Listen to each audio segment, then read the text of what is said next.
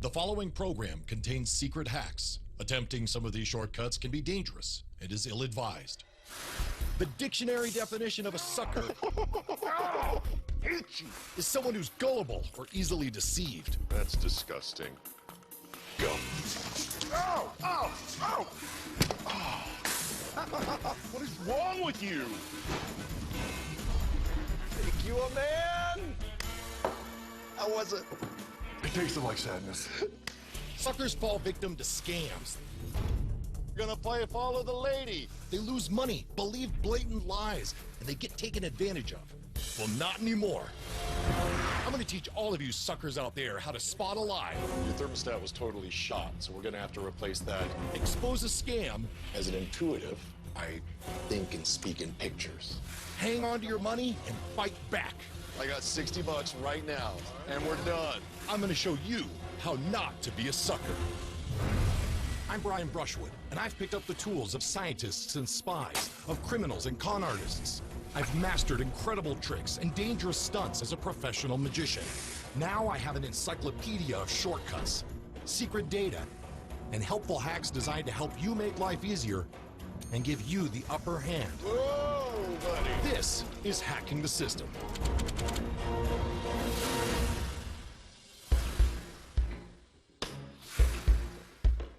According to industry experts, Americans overpay tens of billions of dollars every year for faulty or fraudulent auto work.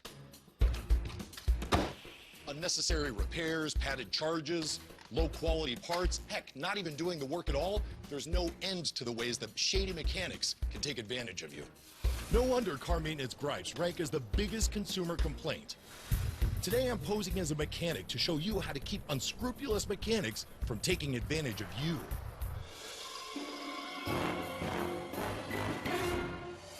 Look, I know next to nothing about car repairs, but I'll bet I could talk someone into work they don't need, and hidden cameras will catch it all. What can I do for you? So I think it's been a while since I've gotten my oil changed and my car inspected. All right, now you say been a while. How long are we talking about? I think like 5,000 miles. All right. Tell you what I'll do. I'll get the oil changed. I'll give it a full 37-point inspection. I'm gonna check out the power couplings, the drivetrain, the complete powertrain. I'm gonna check it all out. Okay. See what I did? I added several services she didn't ask for without even looking at the car. Never agree to something without knowing if you even need it. Do you know how much that costs? Don't worry about it. I'll take care of you. Okay, You got your thank you. keys? Yeah, thank Awesome. you. Thank you. Never agree to work without a written estimate.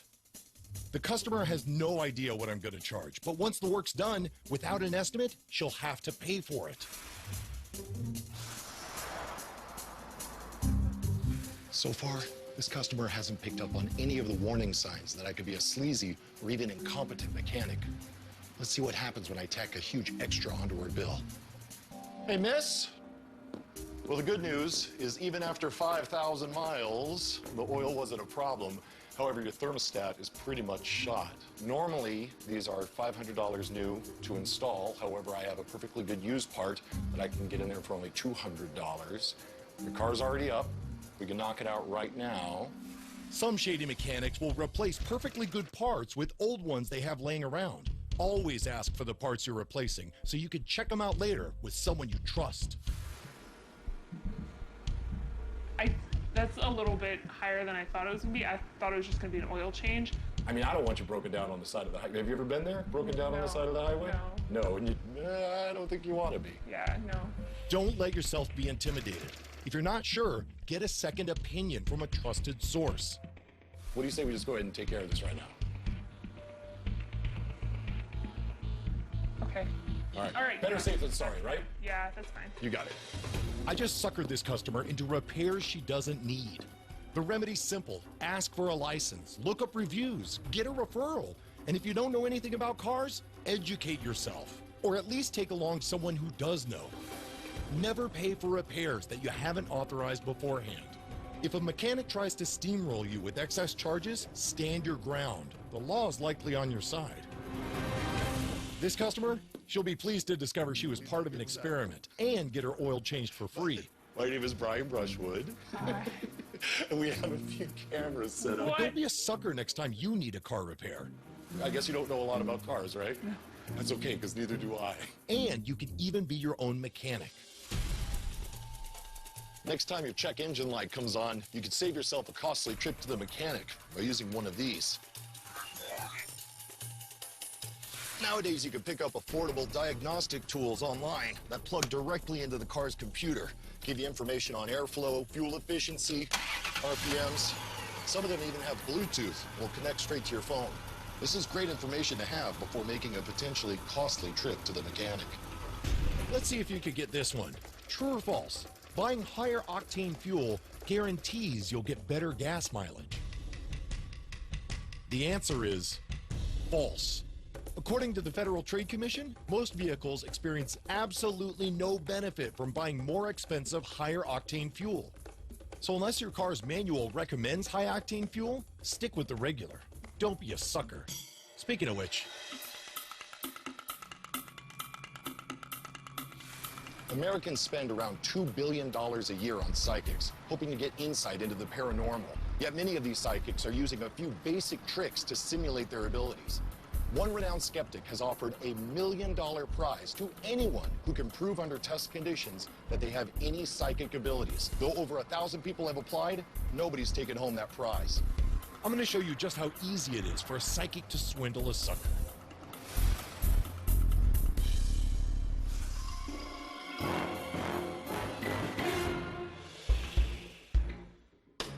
One way psychics create a connection with you is by making Barnum statements that take advantage of what's called the Forer effect. This is a unique psychological defect that we all have that causes us to take general statements and believe they apply uniquely to us. Here, I'll show you. I'm going to give you a psychic reading. I'm not even going to charge you for this one. You have a need for other people to like and admire you. You have untapped potential, but sometimes you wonder if you've made the right life decisions or directions. You feel like you're worth more than you're being paid. You're calm on the outside, but inside, you often feel turmoil. Sound like you? That's the brilliance of these statements. They're designed to sound like they apply to everyone. People rank statements like these as almost 85% accurate. Hello, ladies. Come on in, it'll be a lot of fun. Totally free. I'm pulling people in off the street for a free reading. They're all perfect strangers, and I'm no psychic, but I do know how to cold read people. Understand that as an intuitive, I speak in pictures. And not all of these will make sense to me. Some may be from the past, some may be from the present, some may be from the future. I ask that you keep an open mind, that you try to follow along. It's a smaller man, older. I want to say his name starts with a B or a P. Patrick, by any chance? Pat. Who's Pat? Oh, that's my grandfather. He passed a couple of years ago. Getting a name right is essential, but surprisingly, not that hard. Cold readers usually throw out common names or letters, waiting for the victim to volunteer more information. Notice how he not only supplied me with the name, but also gave me additional information. Now I have my subject. I see water. Did he like to boat? Not really. I guessed wrong. Now what?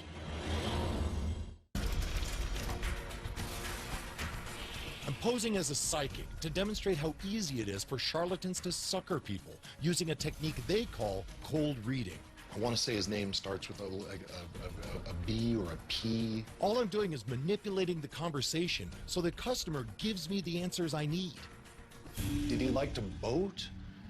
Not really. While I may be doing the talking, my subject's responses provide the meaning and context. Because it's not flat water, it's in motion, it's manicured, like you would see on a golf course, like very manicured. He used to love golf. Of course. Boom. Transformed it into a hit. And he's dressed like in his Sunday best. He is like he just got off the links. Another miss. As I'm making statements, I'm looking for physical cues to see if I'm on the right track. Which is weird because he's not normally a formal person. He's rather casual, right? Yeah. I feel like May or June was important. The summertime was what happened during the summer? I usually visited him and my grandparents during the summertime. I picked summertime because it's usually a happy time for most people, and I'm betting on it as when he may have connected with his grandfather. That makes sense because he's smiling. And he wants you to know that those were some of the best days of his life. Finally, cold readers almost always end their readings with a stock statement designed to comfort and please. Thank you. Of course, at the end of the session, I let everyone know that I was demonstrating cold reading techniques. God, I feel like I'm even acting this way. Interestingly, this guy said he was skeptical, but that he wanted to believe. And that's the key to a fake psychic's success. Whether you believe in psychics or not, at least now you won't be a sucker. See if you can figure this one out. Which first lady held numerous seances in the White House? Was it Jackie Kennedy, Eleanor Roosevelt, Mary Todd Lincoln, or Martha Washington? The answer is Mary Todd Lincoln. Her 11-year-old son died during the height of the spiritualism movement in the 1860s, which led her to many nights trying to contact spirits. From conjuring spirits to scalping concert tickets, you've got to keep your guard up. Even though ticket scalping is illegal in many states, it's a thriving industry. And if you're somebody who loves live music or sporting events, you may find yourself in a negotiation with the ticket scalper, which can be intimidating at best and at worst, a downright scam. I'm outside of a sold-out event right now so I can show you how to safely get the tickets you want without being ripped off.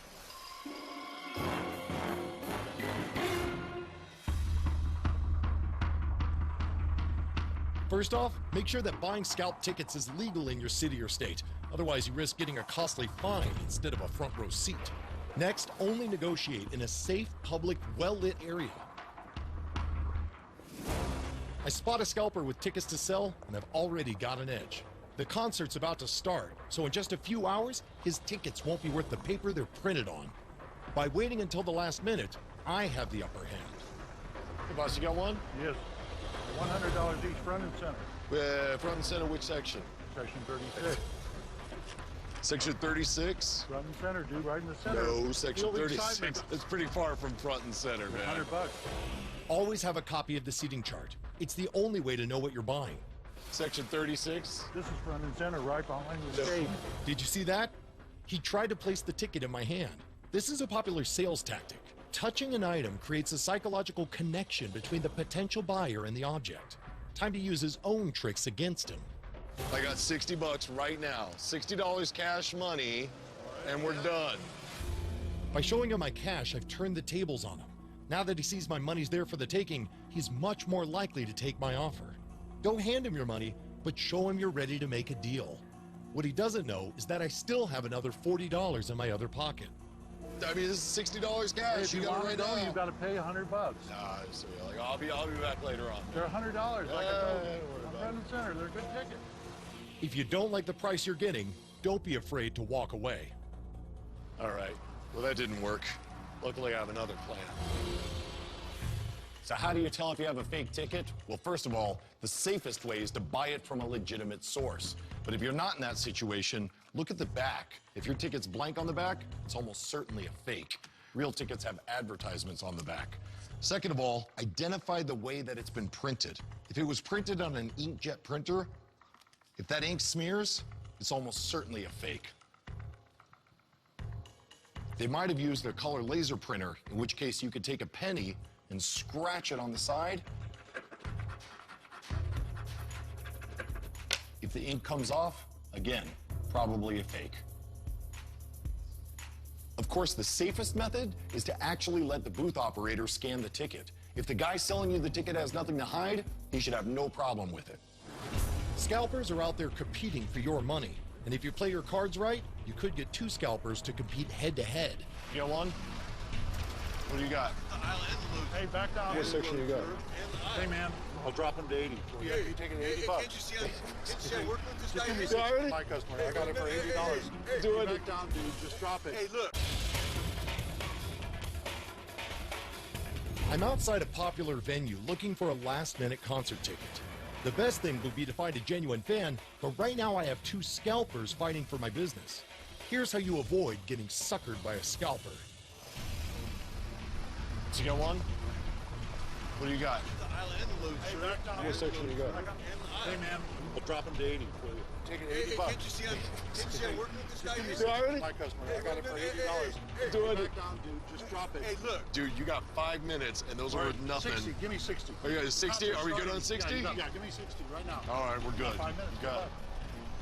I got good seats, and I didn't compromise on price. I got a concert to go to. Quick quiz. What denomination is the most commonly counterfeited bill in America? Is it the $5 bill, the $10 bill, the $20 bill, or the $100 bill? The answer is the $20 bill. Next in line, the $100 bill, the most counterfeited bill in foreign countries. Have you ever been passed a bill and you're not sure if it's totally legit? There's an amazingly simple test you could pull off to know whether or not it's a real bill. And believe it or not, all it takes is a magnet. Real U.S. currency is printed with ferrous material in the ink. That means a magnet should attract the bill. In this case, we've got 5 identical U.S. bills. 4 of them are counterfeit. One's the real thing. Let's see which one identifies itself.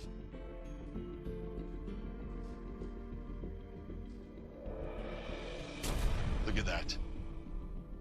That's so awesome. And just like that, we have our real U.S. bill. Talking about being real, how can you tell when a person's being real? I'm going to say this again. I did not have sexual relations with that woman. Of all the ways to get suckered, one of the worst is buying someone else's lie. Whether it's a customer or a coworker, a companion or a contractor, when you buy someone's lie, it costs you money, emotional pain, even your credibility. Luckily, most liars have the answer written all over their face. I'm going to teach you the clues to look for so that you can become a human lie detector. Hello, gentlemen.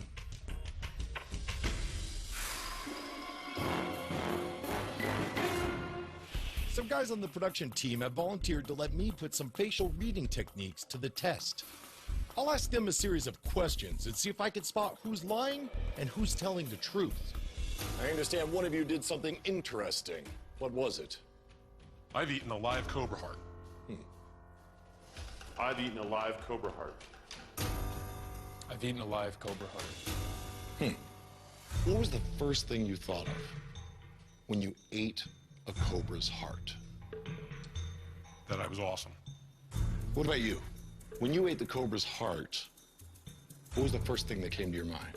I was still pretty worried about getting sick. Like poisoned?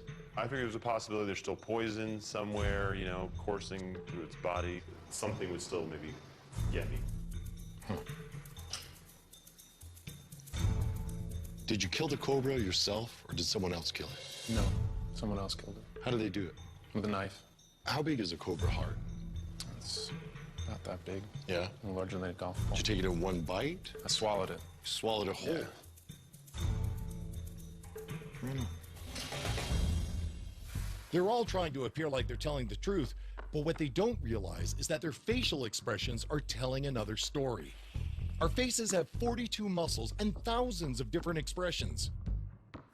While body language is something we're all aware of at times, there are also micro-expressions which are unconscious. They can't be controlled. They appear so fast they give us away before we gain control of our faces. Now, analyzing expressions is not an exact science. It takes years of training to become an expert, but these small clues can help me take a good guess. After watching their faces carefully, pretty sure I know who's telling the truth and who's lying. Let's see if I'm right.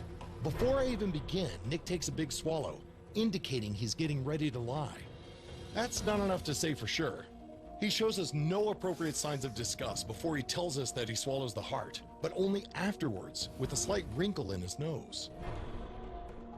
He also raises his eyebrows when he says that he swallowed it. I swallowed it. This might mean he's trying to impress me by emphasizing his words.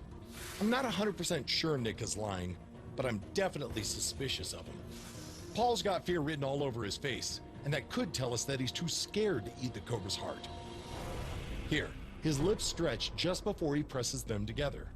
The stretched lips indicate fear, which he then tries to disguise by pursing them together. something would still maybe get me.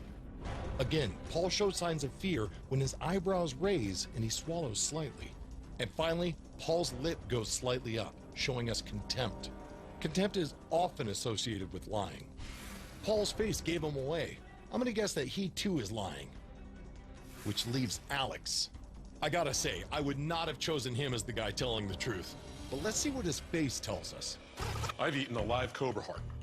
Alex is wearing a suppressed smile, showing me he's genuinely satisfied that he ate the cobra heart. That I was awesome. When I ask him what he thought after eating it, Alex looks upward and answers naturally.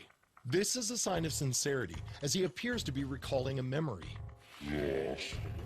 When he answers, he nods his head, confirming he felt awesome. Throughout, he shows no signs of contradicting what he says with his expressions, leading me to believe he's telling the truth. I'm not totally convinced, but there's only one way to find out.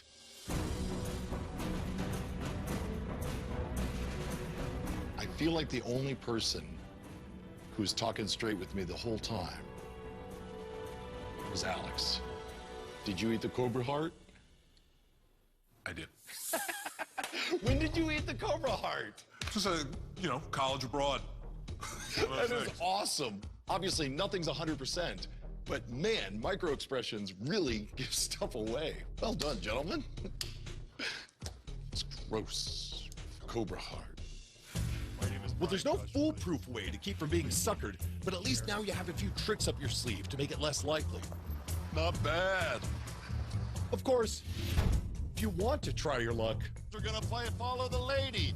that's up to you. We're going all in. You going all in on which one? All right. Your rights? You're not right. I'm so sorry, guys.